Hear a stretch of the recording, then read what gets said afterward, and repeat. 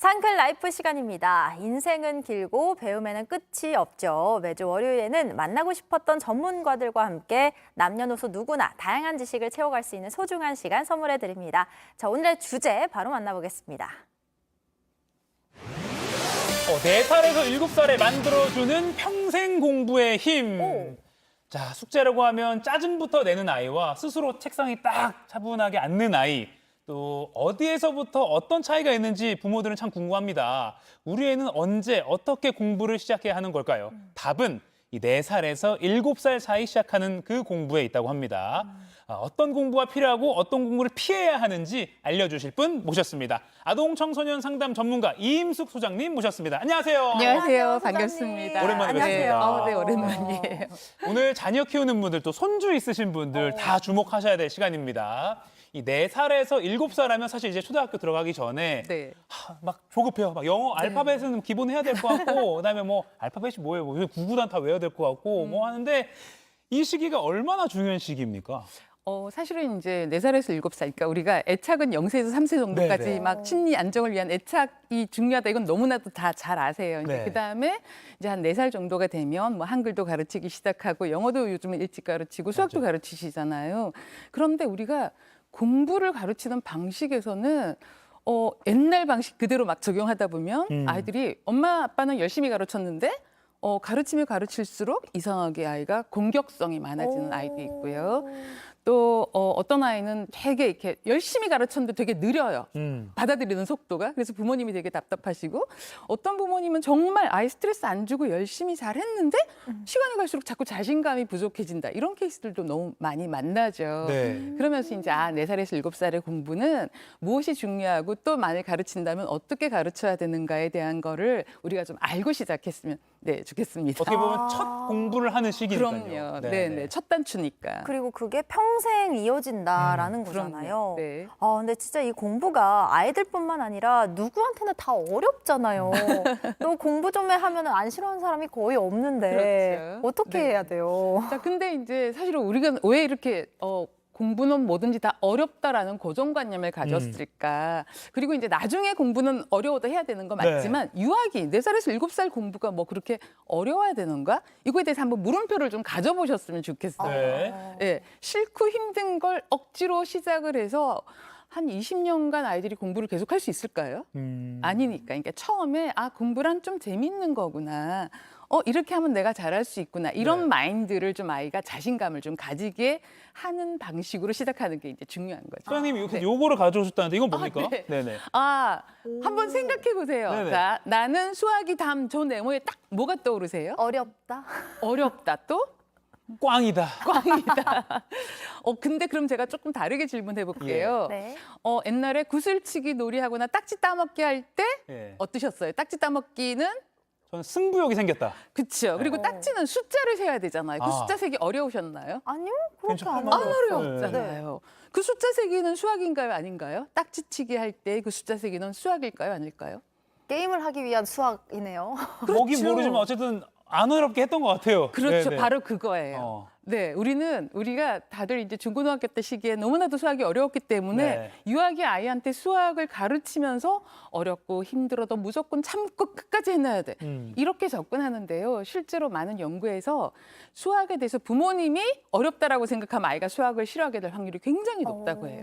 예, 나 수학 못하면 어떡하지 하고 불안감을 가져도 또 수학을 못하게 된대요, 아이들이. 네, 그래서 조금 그 개념을 좀 바꿔드리고 싶었어요.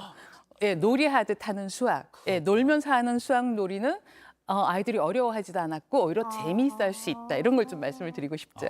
네. 어렵다 이런 말 또 부모부터가 하면 안 되겠다, 그렇죠? 그럼요. 유아기의 수학이 뭐가 그렇게 어렵겠냐고요. 그러면 네. 엄마는 수학이 세상에서 제일 쉬웠어. 이렇게 얘기하는 원래 건 숫자 놀이 너 어때요? 되게 그러니까 나를 얘기하기가 좀 이렇게 약간 거짓말 같은 느낌이 드시잖아요. 그게 좀 불편하시면 야, 너 숫자 세기 되게 잘하잖아. 딱지 따먹기 할 때, 카드 숫자 셀 때, 구슬 숫자 셀 때 너 이미 되게 잘하잖아. 근데 사실 아이들은 하나, 둘, 다섯, 열 막 이렇게 엉뚱하게 세잖아요. 근데 그렇게 계속 반복적으로 같이 해주는 것도 너무 중요하죠. 자, 그럼 어떻게 보면 본론으로 들어가서 그럼 네. 4살에서 7살 사이의 그 아이들은 어떤 공부를 어떻게 시작을 해야 되는 겁니까?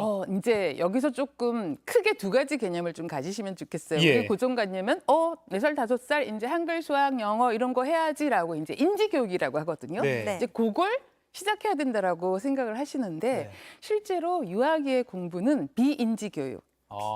네. 비인지 교육. 네, 그러니까 구체적으로 한글, 수학, 영어가 그보다 심리적으로 내가 뭔가 좀 집중할 줄도 알고 주의를 기울여서 집중할 줄도 알고 모르는 것에 대한 호기심도 좀 가져보고 좀 자신감도 갖고 좀 잘 안 됐을 때 회복할 수 있는 회복 탄력성도 가지고 이런 심리적인 거를 비인지 교육이라고 하는데 예. 그 부분의 교육이 이제 중요한데요. 그냥 간단하게 또 한 가지 여쭤볼게요. 그럼 인지 교육을 시키는 게 우리 아이의 공부력을 키우는 데 도움이 될까요? 아니면 비인지 교육이 나중에 더 효과가 좋을까요? 지금 말씀하셨다 보니까 비인지 교육을 해야 교육이 됩니다. 중요할 것 같아요. 질문하면 우리는 머리로는 정답을 아는데 속으로는 아니 한글, 수학, 영어 가르쳐야 되는 거 아니야?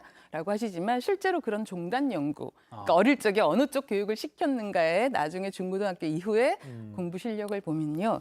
비인지 교육을 유아기 때 잘 시킨 아이들이 훨씬 더 공부력이 좋다라는 건 이미 결과적으로 나와 있는 사실입니다. 네. 이게 조급함을 없애야 돼요, 그렇죠? 그럼요. 네. 당장 초등학교 입학해서 이제 앉혀놨는데 네. 우리 애만 뭐 못하고 있으면 속상하거든요. 그리고 그걸 보기 싫어서 네. 빨리 수학도 알려주고 싶고 막 그런 마음이 들거든요. 실제로 이상 겪었던. 초등학생 딸을 둔 아빠의 마음이었습니다. 자, 그러니까 초등학교 입학 전에 뭐 한글 숫자 기본으로 해야 된다 이런 말 많이 듣고요. 근데 그것뿐만 아니라 아까 말씀하신 비인지 교육, 그러니까 뭐 네. 좀 어떻게 보면 심리적인 교육, 예, 인성적인 교육 이런 것도 네. 같이 신경을 써야 되는 것인데 네.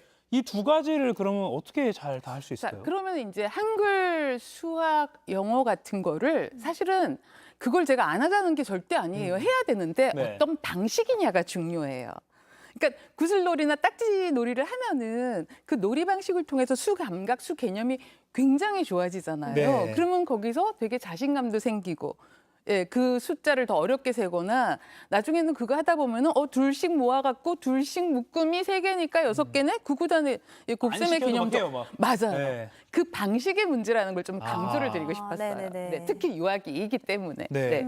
그래서 지금 뒤에 그래픽이 준비됐는데 네. 이렇게 통합 지식, 주의력, 아하, 자기 네. 조절 이렇게 맞아요. 세 가지로 나누셨네요. 네. 맞아요. 네네. 그래서 이제 저는 사실은 제가 여기에 관심을 갖는 이유는 사춘기 이후에 아이들이 중학생, 고등학생들이 상담을 하면은요. 네.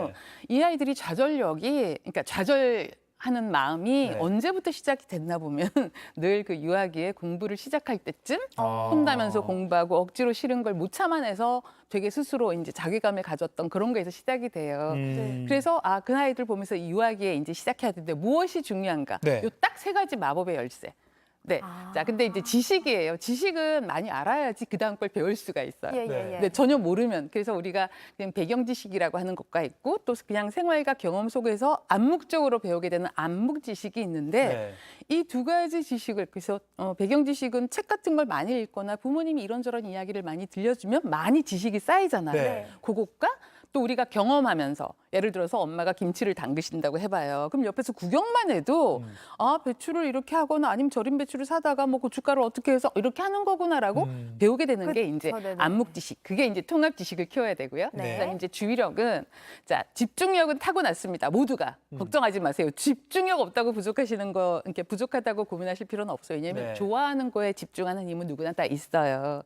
근데 사실은 공부라는 건 내가 안 좋아해도 주의를 기울여서 집중해야 되잖아요. 네. 그게 이제 그렇죠. 주의력이에요. 네네네. 그걸 유아기 때부터 연습하고 훈련할 수가 있어요. 네, 그래서 유아기 때부터 아이가 딱 봤더니 좋아하는 건 막 1시간도 집중하는데 조금 어려운 거 아니면 싫은 걸 좀 시켰더니 5분도 못 앉아 있어. 이럴 때는 어떻게 하면 이게 5분이 10분이 될 수 있도록 도와줄 수 있을까? 이제 이걸 가지고 우리가 연습을 좀 할 수 있고요. 네. 또 하나 이제 싫은 걸 참고 하는 심리적인 힘은 자기 조절력. 그렇죠. 그렇잖아요. 틀리면 또 하기 싫잖아요. 네네네. 애들. 10문제 풀려고 줬는데 한 3개를 틀렸어요. 그럼 몰라 하기 싫어. 이런 게 이제 쉽게 좌절하게 되는 건데 그럴 때 어떻게 대화를 해서 이걸 끝까지 또 틀린 걸 고치게 해야 되는가. 이 마음을 키우는 게 이제 자기 조절 조절력인 아하. 거죠.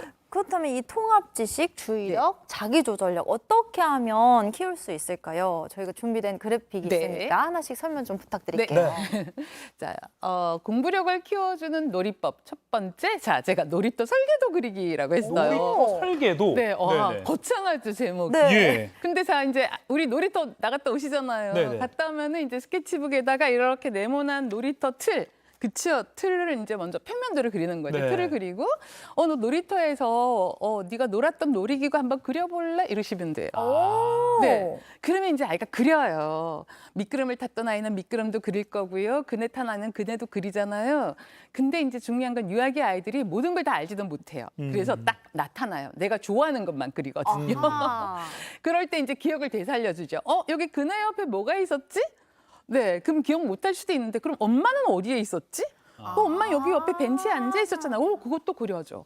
이런 식으로 내가 아이들이 이제 우리의 기억이라는 건 자기가 관심 있는 것만 기억을 해요. 네. 근데 이제 스쳐 지나갔던 기억들도 있잖아요. 그걸 되살려가면서 놀이터 설계도를 그리면 이제 통찰적으로 나의 경험들이 기억을 되살리게 되죠. 이러면서 굉장히 아이가 전체를 보는 시각을 키울 수가 있습니다.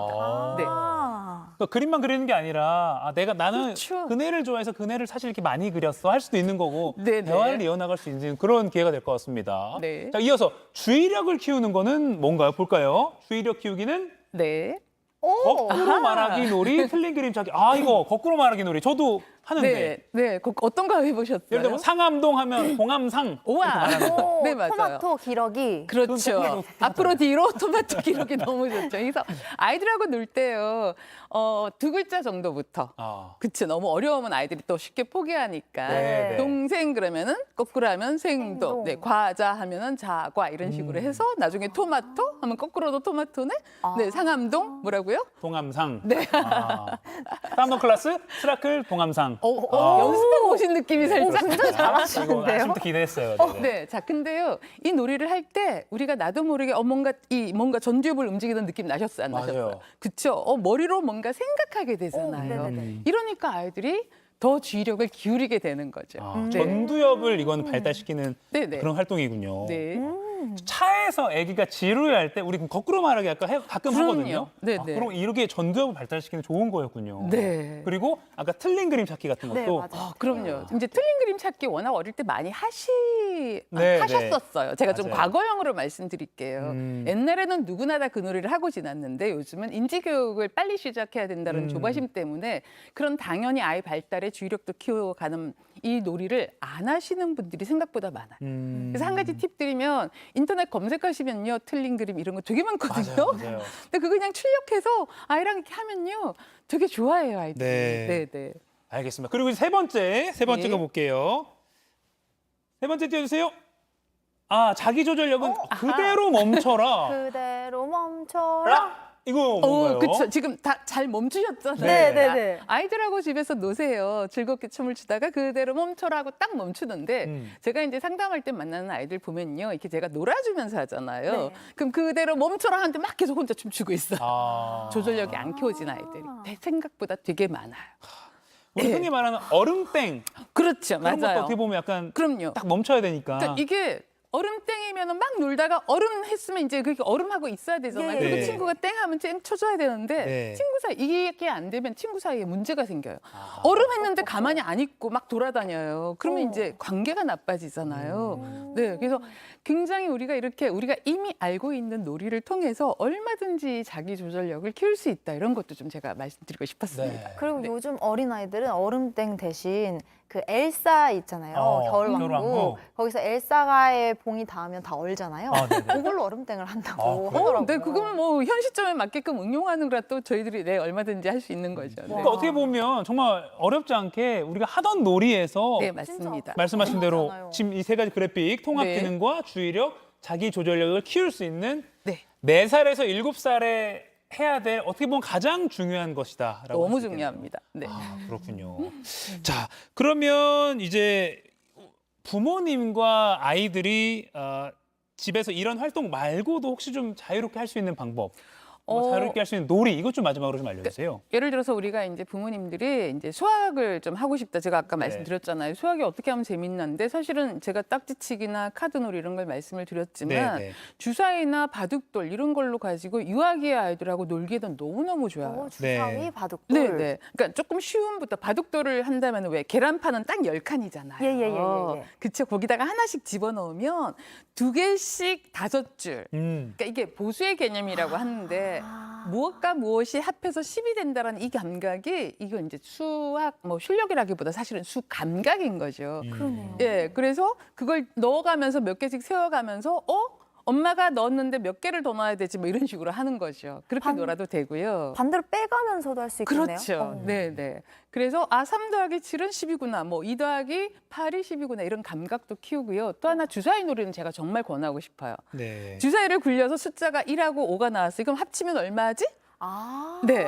그래서 이제 종이에다가 이번에 나온 거 1 더하기 5는 너가 답을 써봐 하면 6이에요. 그러니까 이게 주어진 학습지로 공부한다기보다 스스로 학습지를 만들면서 하는 공부가 진짜 능동적인 공부가 되는 거죠. 그리고 하나만 더 팁을 드린다면 네네. 주사위 여러 개를 굴려요. 네. 여기서 더해서 10대는 주사위를 모아봐. 와, 이거는 아이들한테 좀 어려울 수 있겠어요. 거기서 약간 포기할 것 같은데. 아니에요. 그래서 이제 그게 부모님의 고정관념이에요. 예를 들어 주사위 여러 개라고 있죠. 한 5개를 갖다고 했는데 그럼 1, 2, 5, 3 이렇게 여러 개가 나오잖아요. 그럼 예. 1하고 3이고 뭐만 더 있으면 되지?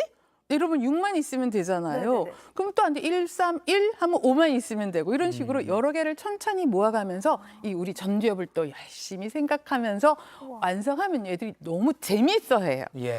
네. 야, 그러니까 이게 뭐 국어, 영어, 뭐 구구단 빨리 외워야 돼 이런 것도 중요하지만 아까 말씀하신 그 비인지 그 그렇죠. 부분도 신경을 써야 한다. 그리고 네. 조급함을 좀 없애야 한다. 그리고 비교하는 그런 마음도 없어야 될 것 같고요. 그럼요, 당연히. 네. 이렇게 하면서 우리가 일상에서 이미 하고 있던 놀이가 어떻게 보면 좋은 공부일 수 있다. 네. 4세에서 7세 아이들의 공부법이자 놀이법 오늘 알아봤습니다. 우리가 잘 알고 있던 놀이법에 약간의 대화를 더하면 정말 좋은 공부법이 될 것 같습니다. 네네. 지금까지 맑은 숲 아동청소년 상담센터 이임숙 소장님과 함께했습니다. 고맙습니다.